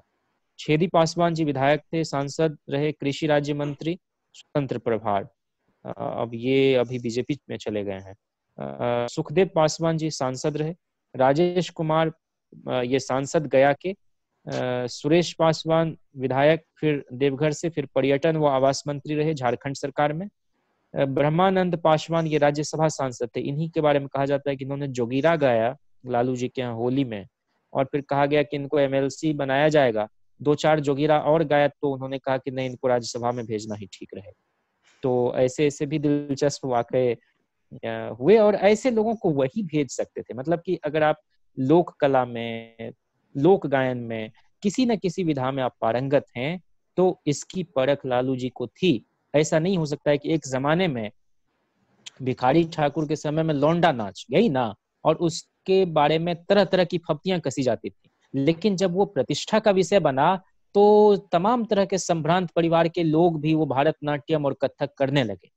और एक जमाने में वो कौन लोग करते थे, इसकी भी सामाजिक ढंग से विवेचना करेंगे और तहकीकात और पड़ताल करेंगे, तो बहुत सारे ऐसे फोक कल्चर से जुड़े हुए लोग थे जिसमें तब समाज मुझे के, लगता है बालेश्वर यादव ने इसको आगे भी बढ़ाया। हाँ, आप ये उत्तर प्रदेश में बिल्कुल बिल्कुल, और वो एक अलग ही शैली उनकी मुख्तलिफ और अलहदा। बहरहाल सतीश पासवान ये प्रदेश अध्यक्ष युवा राजद के रहे और विधायक रहे। पुनीत राय ये आपके समधी हुआ करते थे रामविलास जी के, जो अभी अनिल साधु आरजेडी में है, अति पिछड़ा प्रकोष्ठ के अध्यक्ष। ये संसदीय बोर्ड के मेंबर थे, राज्य मंत्री थे जनता दल की सरकार में। अति पिछड़ा समाज से अगर हम बात करेंगे तो मंगनीलाल मंडल जी एमएलसी थे, लघु सिंचाई मंत्री थे, राज्यसभा के मेंबर थे, और कर्पूरी जी के समय में युवजन सभा लोकदल के प्रांतीय अध्यक्ष हुआ करते थे। कैप्टन जयनारायण निषाद ये एमपी थे, वन एवं पर्यावरण मंत्री, स्वतंत्र प्रभार भारत सरकार में। और इनके बेटे अभी अजय निषाद, जो जॉर्ज साहब के खिलाफ उनको चुनाव लड़वा दिया था नीतीश जी ने, और जॉर्ज साहब निर्दलीय लड़ गए थे, और अभी तो खैर ये बीजेपी में शायद चले गए हैं अजय निषाद। खैर, विद्यासागर निषाद जो पशुपालन मंत्री थे, फिर राज्यसभा मेंबर भी हुए, ये हमारे खगड़िया के ही थे। रामदेव भंडारी जी 3 बार राज्यसभा एमपी रहे। जगदम्बी मंडल नागर समाज से थे, ये भी राज्यसभा सांसद रहे। और फिर आपके शैलेश कुमार बुलो मंडल ये लोकसभा के एमपी रहे 14 की लहर में भी, और यूथ विंग के भी राष्ट्रीय अध्यक्ष हैं। रामनाथ ठाकुर जी जो हैं वो नाई समाज मतलब कर्पूरी जी के बेटे हैं, और ये भी गन्ना मंत्री थे लालू जी की सरकार में। रामाश्रय सहनी मल्लाह समाज से, ये पशुपालन मंत्री रहे। रामचंद्र चंद्रवंशी जी कहार समाज से, ये वाणिज्य व कर राज्य मंत्री रहे। आनंद मोहन सिंह नोनिया समाज से, ये विधायक मंत्री रहे। हरिशंकर पंडित कुम्हार समाज से, ये एमएलसी रहे। रामकरण पाल गडेरिया समाज से एमएलसी रहे। रविंदर तांती समाज से एमएलसी रहे। रामकरण सहनी मल्लाह समाज से, ये आपको एमएलसी रहे। आजाद गांधी नाई समाज से एमएलसी। रामबदन राय धानुक समाज से विश्वसूत्री के उपाध्यक्ष थे, और मुंगेर से लोकसभा के एक बार प्रत्याशी भी रहे। प्रोफेसर रामबचन राय धानुक समाज से एमएलसी रहे। रामजी शर्मा लोहार समाज से, ये एमएलसी रहे। पुनेश्वर मंडल बिंद समाज से, ये एमएलसी रहे। रामेश्वर राय अमात्य समाज से, ये एमएलसी रहे। भीम सिंह कहार समाज से चंद्रवंशी, ये एमएलसी रहे। बादशाह प्रसाद आजाद कहार समाज से एमएलसी भी थे, और मुख्य सचेतक थे चीफ व्हिप विधान परिषद में। रामदेव साहू तेली समाज से थे, ये एमएलसी थे। अजीत चौधरी जी मल्लाह समाज से, ये विधायक और राज्य मंत्री थे। बलदेव प्रसाद कुम्हार समाज से, ये एमएलसी थे। अनीता देवी नोनिया समाज से, ये पर्यटन मंत्री थी 2015 की महागठबंधन सरकार में। इनके ससुर भी थे जंगी चौधरी, मंत्री वगैरह थे। इनके हस्बैंड भी मंत्री थे, आनंद मोहन सिंह जी जो आपको अभी बताया। वर्षा रानी एमए बुलो मंडल जी की पत्नी है, ये भी अति पिछड़ा समाज से। रामनारायण मंडल केवट समाज से, क्योट, ये प्रदेश उपाध्यक्ष राजद के थे। रामबली सिंह चंद्रवंशी जी कहार समाज से, ये एमएलसी रहे। प्रदेश अध्यक्ष अभी अति पिछड़ा प्रकोष्ठ के राजद के, बीएन कॉलेज में प्रोफेसर रहे। वैश्य समाज से आप देखेंगे तो रामचंद्र पूर्वे जी विधायक थे, उच्च शिक्षा मंत्री थे, प्रदेश अध्यक्ष राजद के रहे। राजनीति प्रसाद वैश्य समाज से, ये राज्यसभा सांसद रहे। प्रेमचंद गुप्ता आपके हरियाणा से आते हैं वैश्य समाज से, ये लगातार 5 बार से राज्यसभा सांसद। मारवाड़ी समाज से शंकर प्रसाद टेकरीवाल जी, ये विधायक थे और वित्त मंत्री थे। अकलियत समाज से आप बात करेंगे तस्लीमुद्दीन जी, ये अररिया से 1 बार सांसद, किशनगंज से 3 बार सांसद, और पूर्णिया से 1 बार सांसद रहे। विधायक थे, कैबिनेट मंत्री थे बिहार सरकार में, और सांसद थे और गृह राज्य मंत्री थे देवेगौड़ा जी के समय में भारत सरकार में। फिर अली अशरफ फातमी दरभंगा से सांसद थे, ये मानव संसाधन विकास राज्य मंत्री थे मनमोहन सिंह जी की सरकार में। गुलाम सरवर दरभंगा से जीते थे, कृषि मंत्री थे बिहार सरकार में। और कर्पूरी ठाकुर जी के समय में शिक्षा मंत्री रहे, ये विधानसभा के अध्यक्ष भी थे। अब्दुल बारी सिद्दीकी जी दरभंगा से एमएलसी थे, एमएलए थे, शिक्षा मंत्री रहे, कृषि मंत्री रहे, पीडब्ल्यूडी मंत्री रहे, आबकारी मंत्री रहे, अल्पसंख्यक कल्याण मंत्री रहे, प्रदेश अध्यक्ष राजद के रहे, नेता प्रतिपक्ष रहे बिहार विधानसभा में, महागठबंधन सरकार में वित्त मंत्री रहे, और कर्पूरी ठाकुर जी के समय में भी ये संसदीय कार्य मंत्री हुआ करते थे। मुनाजिर हसन मुंगेर से मंत्री भी थे, प्रदेश अध्यक्ष थे युवा राजद के। प्रोफेसर जाबिर हुसैन साहब विधान परिषद के सभापति हुआ करते थे, कभी राज्यसभा सांसद थे, अल्पसंख्यक आयोग के सभापति थे, साथ ही 1977 में विधायक बने थे और कर्पूरी ठाकुर जी के कार्यकाल में स्वास्थ्य मंत्री थे। शकील अहमद खान गुरुआ गया से जीतते थे, विधायक थे और कानून मंत्री थे। प्रोफेसर लुत्फुर रहमान साहब ये बहुत बड़े शायर भी हुआ करते थे, भागलपुर यूनिवर्सिटी में प्रोफेसर थे, और ये विधायक थे नाथनगर से और मंत्री हुआ करते थे। गुलाम गौस एमएलसी थे और उपनेता थे विधान परिषद में। जावेद इकबाल अंसारी बांका से जीते थे। हाँ, अभी चले गए, लेकिन उस वक्त तो मुझे याद है मैं भागलपुर में था, तो एक सम्मेलन में ये आए हुए थे जैन धर्मशाला में, जो मुस्लिम हाई स्कूल के सामने था। शकुनी चौधरी चुनाव हार गए, तो उसकी समीक्षा में ये आए हुए थे। तो जावेद इकबाल अंसारी बांका से हैं, ये अब आरजेडी में आ गए हैं, एमएलसी थे, मंत्री थे, प्रदेश अध्यक्ष थे, ये भी युवा राजद में एक जमाने। डॉक्टर तनवीर हसन साहब 4 बार 24 साल एमएलसी रहे, प्रदेश अध्यक्ष थे युवा जनता दल के, और कर्पूरी जी के समय में छात्र सभा के भी ये अध्यक्ष हुआ करते थे, जो स्टूडेंट विंग था। 2 बार ये लोकसभा के प्रत्याशी रहे बेगूसराय से, अभी वरीय प्रदेश उपाध्यक्ष हैं राजद में। शमी मोहम्मद एमएलसी हुए, अनवर अहमद एमएलसी हुए, इलियास हुसैन साहब विधायक थे, पीडब्ल्यूडी मिनिस्टर थे।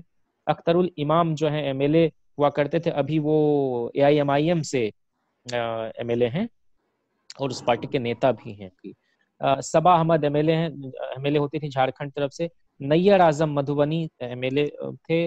मोतीउर रहमान साहब मोतिहारी से जीते थे, राज्यसभा सांसद भी थे। मोहम्मद जावेद मोतिहारी तरफ से लड़ते थे ये। मोहम्मद जावेद कानून राज्य मंत्री थे कांग्रेस कोटे से। मोहम्मद जाहिदुर रहमान खान और भूगर्भ राज्य मंत्री हुआ करते थे। कुर्मी समाज से जो नीतीश जी जिस वर्ग से आते हैं, उसमें उपेंद्र वर्मा जी विधायक थे, मंत्री थे। गजेंद्र सिंह विधायक थे, मंत्री थे, हाल ही में वो गुजरे हैं एक तो पहले। उमेश्वर प्रसाद वर्मा वाणिज्य मंत्री थे। प्रगति मेहता धानुक समाज से आते, मुंगेर से लोकसभा के प्रत्याशी भी रहे। कुशवाहा समाज से, जो कि 1995 में 19 लोगों को टिकट दिया, जिसमें 17 लोग जीते और 11 लोग मंत्री हुए थे, सिर्फ एक समाज से। इसमें तुलसीदास मेहता जी जंदाहा से, जो आलोक मेहता जी के पिताजी थे और बड़े समाजवादी नेता थे, और इन्होंने लोहिया के एक प्रस्ताव का विरोध किया था एक सम्मेलन में, और लोहिया बहुत खुश हुए थे और उन्होंने कहा हमारे दल में इतना लोकतंत्र है कि एक नया चुन के आया हुआ एमएलए भी मुखालफत कर सकता है पार्टी के चेयरमैन का के रिजोल्यूशन। तो ये कर्पूरी जी के समय में श्रम व कार्मिक विभाग के राज्य मंत्री थे, और लालू जी राबड़ी जी के समय में ऊर्जा और वन एवं पर्यावरण मंत्रालय संभालते थे। चंद्रदेव प्रसाद वर्मा पशुपालन मंत्री थे, विधायक थे, सांसद थे और ग्रामीण विकास राज्य मंत्री थे भारत सरकार में। शकुनी चौधरी जी तारापुर से विधायक होते थे और स्वास्थ्य मंत्री भी थे और एमपी भी हुए थे एक बार, हालांकि वो समता पार्टी से शायद एमपी हुए थे 98 में खगड़िया से। शकुनी चौधरी के बाद सुरेंद्र प्रसाद बांका से जीते थे, राज्य मंत्री थे। सीता सिन्हा कल्याणपुर से होती थी, राज्य मंत्री थी। अर्जुन मंडल जमुई से वन पर्यावरण राज्य मंत्री थे। इंद्रदेव भगत सिवान तरफ से सिंचाई राज्य मंत्री थे। बसावन प्रसाद भगत वैशाली से जीते थे, कानून राज्य मंत्री और कारा मंत्री थे। बागी वर्मा मखदुमपुर से जीते थे, जहानाबाद तरफ से राज्य मंत्री थे, अभी फिर एमएलए बने हैं। रामलखन महतो दलसिंह सराय से खाद्य आपूर्ति मंत्री हुए। राम पदारथ महतो दलसिंह सराय से ही राजभाषा मंत्री हुए। अशोक कुमार सिंह समस्तीपुर से उच्च शिक्षा मंत्री हुए। शिवचरण मेहता कस्बा पूर्णिया से सिंचाई राज्य मंत्री हुए। महाबली सिंह विधायक थे, पीडब्ल्यूडी मंत्री थे। सम्राट चौधरी परबत्ता तरफ से जीतते थे, शकुनी जी के बेटे, विधायक थे, कृषि मंत्री थे, विधानसभा में राजद के मुख्य सचेतक भी थे। बाद में पार्टी वार्टी तोड़ने के काम में भी ये लग गए। आलोक मेहता जी उजियारपुर से एमपी हुए, प्रधान महासचिव हैं अभी बिहार प्रदेश राजद के। राष्ट्रीय अध्यक्ष युवा राजद के रह चुके, विधायक और सहकारी राम मंत्री 2015 की महागठबंधन सरकार में, और ये यूपीए 1 के दौरान जेएनयू कोर्ट के मेंबर भी रहे। जगत नारायण सिंह विधायक थे मधेपुर मधुबनी से। और राजपूत समाज से आप देखें रघुवंश प्रसाद सिंह, लंबा इनका तजुर्बा रहा। ये बिहार विधानसभा के उपाध्यक्ष बने 1990 में, बिहार विधानसभा में जनता दल के उपनेता 91 से 94 में, बिहार विधान परिषद के सभापति 94 से 95 में, ऊर्जा, राहत, पुनर्वास व राजभाषा मंत्री 1995 से 96 में, और पहले कर्पूरी ठाकुर जी के मंत्री परिषद में भी ऊर्जा मंत्री रह चुके थे। उच्च शिक्षा स्वतंत्र प्रभार भी रहे 77 से 79, और 5 बार लोकसभा सांसद ये रहे, 96, 98, 2009 लगातार। और फिर पशुपालन व डेयरी उद्योग राज्य मंत्री स्वतंत्र प्रभार ये रहे 1996 से 97 देवेगौड़ा जी के समय में। फिर खाद्य व उपभोक्ता मामलों के राज्य मंत्री रहे स्वतंत्र प्रभार 97 से 98 आय के गुजराल के समय में। ग्रामीण विकास मंत्री रहे, मनरेगा योजना के सूत्रधार 2004 से 9, खाद्य, नागरिक आपूर्ति व जन वितरण संबंधी संसदीय समिति के अध्यक्ष 1998 में। लोकसभा में राजद के संसदीय दल के नेता ये हुए 1999 में। चूंकि 1999 में प्रदर्शन राजद का बहुत खराब था, 7 सीट ही जीत पाए थे, बिहार झारखंड सब एक ही था, और उस वक्त लालू जी भी चुनाव हार गए थे मधेपुरा से शरद जी से। तो लोकसभा में राष्ट्रीय जनता दल के नेता रघुवंश बाबू ही हुआ करते थे।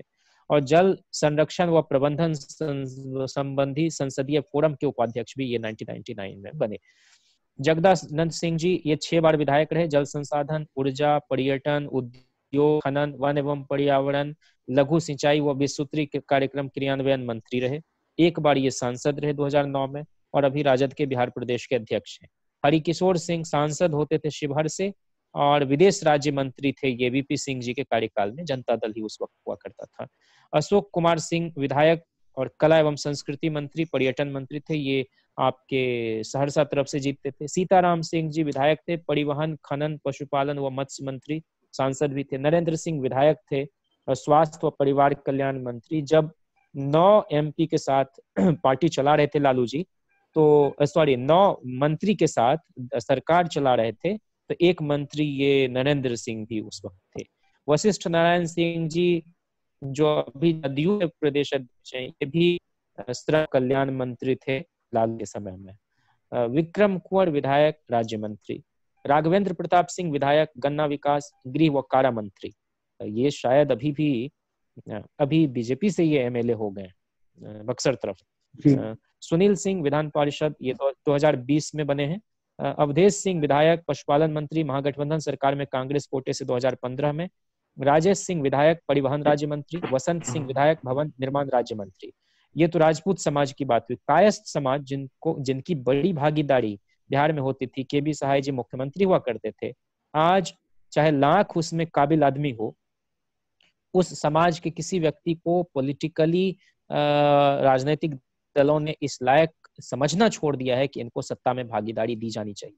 लेकिन लालू जी के समय में आप देखेंगे सुधा श्रीवास्तव जी नाथनगर से जीतती थी, विधायक थी, और ये स्वास्थ्य मंत्री हुई। ये जयप्रकाश नारायण लोकनायक जेपी की ये भांजी थी। बाद में ये नीतीश जी की सरकार में भी मंत्री हुई। राकेश रंजन सिन्हा ये 2 बार विधान पार्षद रहे और लगातार पार्टी के प्रदेश के कोषाध्यक्ष रहे ये आरजेडी में।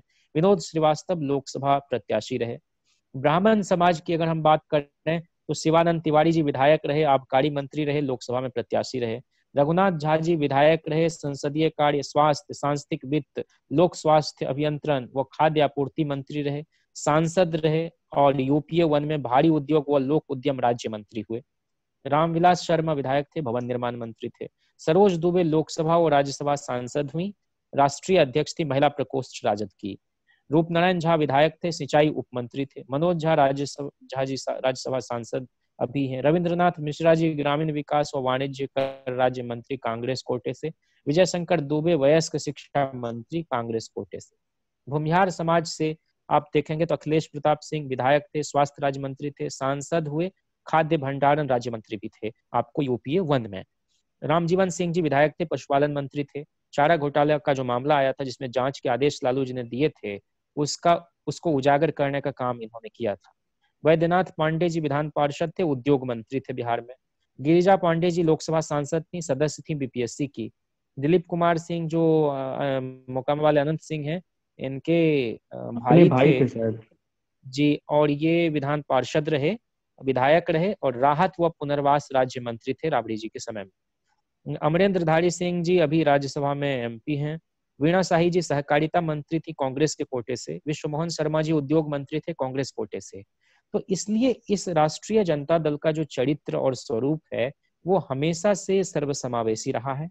और आपको यकीन नहीं होगा कि जो पहली कैबिनेट थी लालू जी की, उसमें जो 9 कैबिनेट मंत्री थे और 3 राज्य मंत्री थे, जब मंत्रिपरिषद का विस्तार हुआ तो 26 कैबिनेट मंत्री, 30 राज्य मंत्री और 9 उपमंत्री उन्होंने बनाए। और रघुनाथ झा जी जब मंत्रिपरिषद छोड़कर जनता दल से अलग होकर जनता दल एस बनाने वाले श्री चंद्रशेखर जी के साथ चले गए, तो कुल 76 मंत्री लालू प्रसाद जी के मंत्रिपरिषद में रह गए, जहां सर्व समाज का प्रतिनिधित्व था। इंडिया टुडे के जो फरजंद अहमद जी उस जमाने में रिपोर्टिंग करते थे और लोग तफसील से उनकी रिपोर्ट जो होती थी उसको चाव से पढ़ते थे, वो लिखते हैं कि जनता दल के 116 विधायक व 11 विधान पार्षद में 56% लेजिस्लेटर्स को मंत्री बनाया गया। पिछड़े समाज के 63 लेजिस्लेटर्स में से 31 मंत्री बने, 12 मुस्लिम लेजिस्लेटर्स में 8 मंत्री बने, 22 दलित लेजिस्लेटर्स में से 11 को मंत्री बनाया गया, 2 आदिवासी लेजिस्लेटर्स थे, दोनों मंत्री बने, और 28 अगड़ी जाति के लेजिस्लेटर्स में से 18 को मंत्री लालू प्रसाद ने बनाया। अब इसके बावजूद अगर उनको अब अभी भी आप देखेंगे कि महिला विंग की जो प्रदेश अध्यक्ष उर्मिला ठाकुर जी वो कर्पूरी जी के समाज से आती हैं। जो प्रदेश प्रवक्ता वगैरह को देखेंगे तो वहां भी आपको डाइवर्सिटी आपको देखने को मिलेगी। वो राजेंद्र राम थे, अख्तरुल शाहीन जी थे, विजय प्रकाश जी थे, आपको भाई वीरेंद्र जी थे, अभी अभी एक सारिका पासवान हैं, तो कई लोग उसमें थे। और सांगठनिक चुनाव में भी अगर भागीदारी देने की बात होगी तो राष्ट्रीय जनता दल तेजस्वी जी की अगुवाई में पहला दल है इस भारतवर्ष का जिसने कि 17% दलितों आदिवासियों को और 28% अति पिछड़ों को आरक्षण जिला लेके प्रखंड के संगठन के चुनाव में दिया है। और मैं समझता हूं कि बाकी दल को भी इस दिशा में सोचना चाहिए ताकि एक इंक्लूसिव सोसाइटी का रिफ्लेक्शन जो है वो पार्टी के अंदर भी सांगठनिक ढांचे में भी वो दिखे। तो हम आपको सिर्फ इतना कहें कि 2020 के विधानसभा चुनाव के पहले ये काम कर लिया गया था सांगठनिक चुनाव में अफर्मेटिव एक्शन लागू करने का, जिसमें 8 जिले में दलित आदिवासी, 14 जिले में अति पिछड़े को जिलाध्यक्ष बनाया गया है। 38 जिले समेत 12 नगर इकाई को मिलाकर हमारे प्रदेश में 50 यूनिट हैं और सर्व समाज के लोगों का यहाँ पर आपको नुमाइंदगी जो है वो मिल जाएगी। 3 जिलों में अगड़ी जाति के सदर हैं और पहले जहां 23 जिलों में यादव जाति के अध्यक्ष थे वहीं इस बार उनकी संख्या घटाकर 13 कर दी गई है। तो ये आरोप भी अब कोई नहीं लगा सकता है कि एक जाति एक मजहब के लोग जो है MY वगैरह वगैरह, जबकि आप देखेंगे कि नीतीश जी की पार्टी में चीफ व्हिप देख लीजिए, आप देख लीजिए कि लोकसभा में उनके नेता, आप देख लीजिए राज्यसभा में उनके नेता, आप सेक्रेटरी उनका देख लीजिए, तमाम पूरे देश भर से एक जाति के लोगों को प्रतिनियोजित करके उन्होंने अपने महकमे की जो शक्ल सूरत है वो इस तरह से बनाई है ब्यूरोक्रेसी में। लेकिन लालू जी के समय में तो आप देखिएगा, अच्छा मुस्लिम समाज के 12 लोग जिलाध्यक्ष हैं, पहले 17 जिलों में ये अध्यक्ष होते थे। तो सबको मौके इस बार दिए गए और मैं समझता हूं कि इससे कुछ बेहतर परिणाम देखने को मिलेंगे और पार्टी का जो जनाधार है वो और व्यापक होगा और सब समाज के लोग जैसे पहले जनता दल के साथ जुड़े हुए थे वैसे ही राष्ट्रीय जनता दल में भी जिस तरह से पिछली दफे 10 महिलाओं को टिकट दिया था, 10 ने जीत दर्ज की, इस बार उसकी संख्या बढ़ाकर 10 तो पहले ही फेज में दिया, फिर 4 दूसरे फेज में और 2 तीसरे फेज में, ऐसा ही था। तो 16 टिकट इस बार महिलाओं को आरजेडी ने दिया, हालांकि उसमें जीत जो है इस बार कम रही, 6-7 लोग उसमें 6-7 एक जो मुझे जी जी जी मैं कह रहा हूँ एक उम्मीदवार मैं चाहता था व्यक्तिगत तौर पर जो जीते हैं वो आपके उम्मीदवार थी ऋतु जायसवाल। परिहार से, जी जी जी जी, सीतामढ़ी तरफ से। जी। हाँ, मैं उनको भी हम लोग किसी तरह से व्यक्तिगत घेर तौर घाड़ के पे हरा चाहते दिया थे कि गया। जी जी जी, बिल्कुल बिल्कुल। ऐसे लोग जीत कर आए तो थोड़ी ये आशा बलवती होती है कि राजनीति में भी बेहतर लोग आ सकते हैं और उनके लिए पर्याप्त मौके हैं और वो कुछ बेहतर जी, बदलाव और वो की एक दिशा उसका में एक काम कर सकारात्मक प्रभाव पड़ता मुझे लगता है, अगर वो आती तो वो, क्योंकि जिस समय जी उनको टिकट मिला था उस समय जी भी हमने कमर लहरिया के कार्यक्रम में हम जी लोग बात कर रहे थे, तो वहां पे ये बात बहुत आई थी कि अगर ये जीतती है तो इसका एक बहुत जी सकारात्मक जी प्रभाव है। जी, जी जी जी बहुत बहुत शुक्रिया सर आपका। एक व्यक्तिगत सवाल है, रैपिड फायर सवाल समझ लीजिए इसको, दो एक ही सवाल का हिस्सा है कि जी जी जी। अगले 5 वर्ष बाद हम जब जिज्ञासु को कहाँ देखेंगे, और कोई 5 किताब भी आप जो दर्शकों पाठकों को पढ़ने के लिए सुझा सके अपने किताब के अलावा, वो तो है ही। जी जी जी।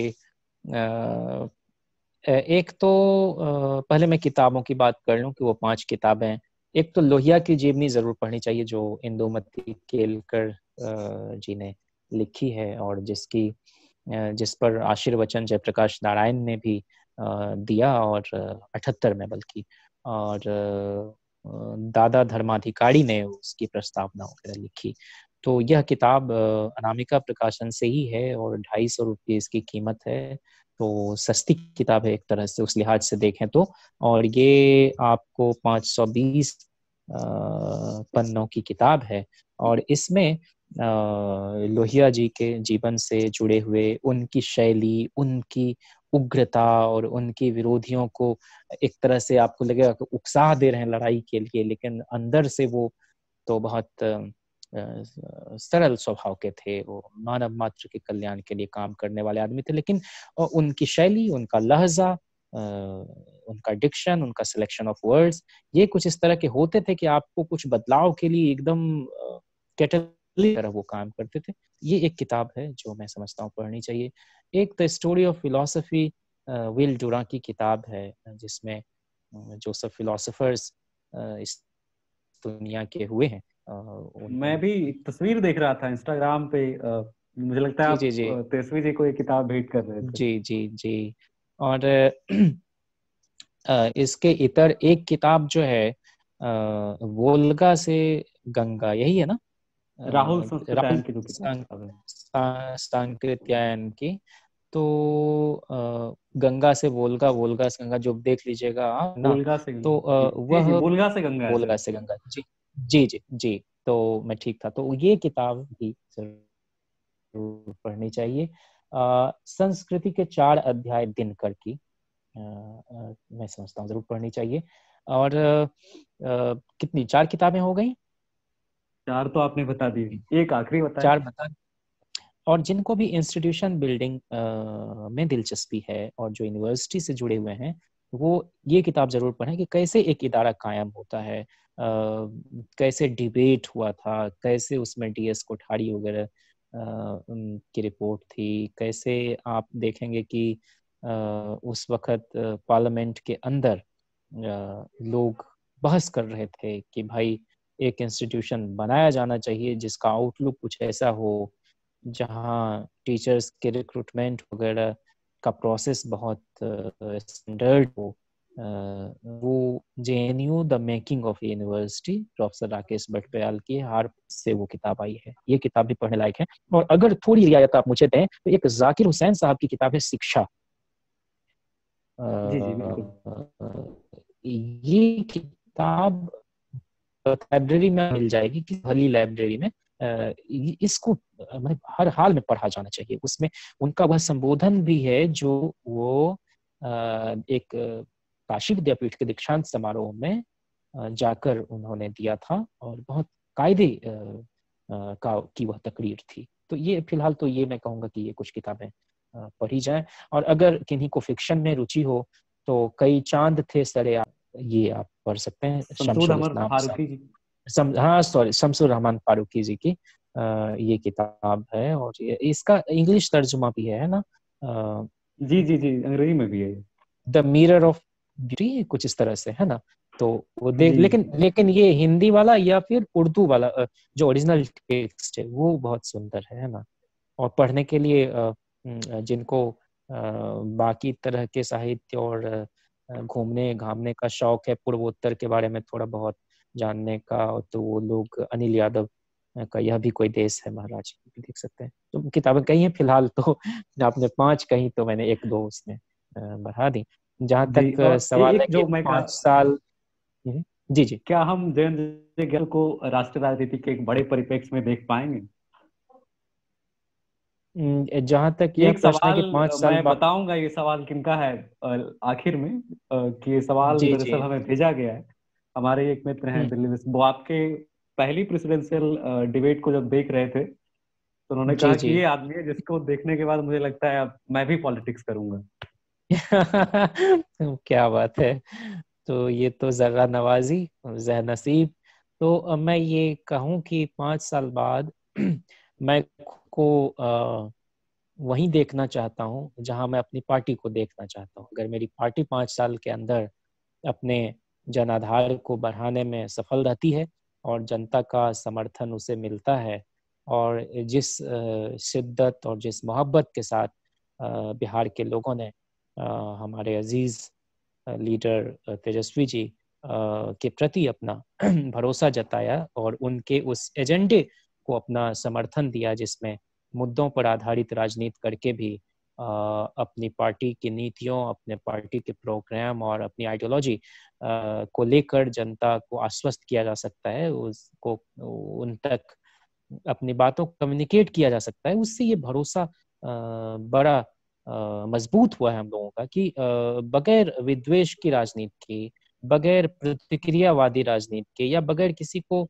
उकसाए हुए, बहुत शालीनता के साथ और अपने मूलभूत विचारों पर कायम रहने के साथ साथ जो रोजमर्रा की जिंदगी की जरूरी है की जरूरत है, या जो मसाइल हैं जिनसे उनको दो चार होना पड़ता है, उसको लेकर भी हम बहुत साफ सुथरी राजनीति कर सकते हैं और लोग पसंद करते हैं। आप उसके पाले में जाकर ना खेलें जो विभाजनकारी राजनीति है। तो इसलिए मुझे लगता है कि 5 साल बाद हमारी पार्टी बेहतर करेगी प्रदेश की राजनीति में भी, और राष्ट्रीय स्तर पर भी उसका हस्तक्षेप बढ़ेगा।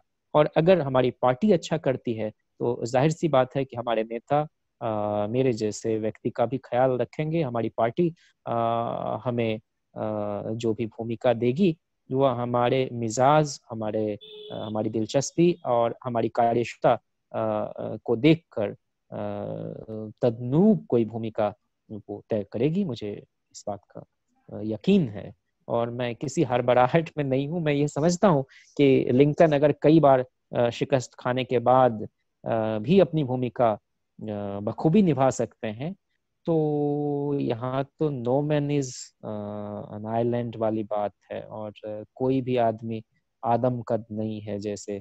तो सबको अपनी अपनी भूमिका निभानी होती है और कोई भूमिका छोटी नहीं होती है।